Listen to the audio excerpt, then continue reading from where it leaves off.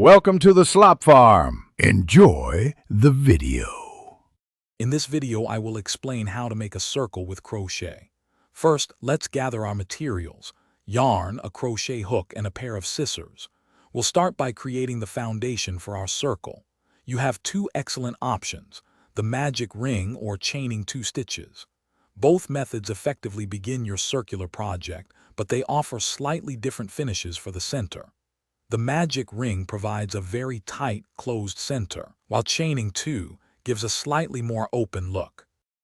Now that we have our foundation, the key to a flat circle is consistent increases. For single crochet, a common rule is to add 6 stitches evenly in each subsequent round. This ensures your circle expands smoothly without ruffling or cupping. For example, in round 2, you might work 2 single crochets into each stitch. In round 3, you would alternate 1 single crochet, then 2 single crochets in the next stitch, repeating around. When crocheting circles, you can use various stitches to achieve different textures and densities. Single crochet is excellent for a tight, firm fabric, perfect for coasters or amigurumi. Half double crochet works up a bit quicker and creates a slightly taller stitch.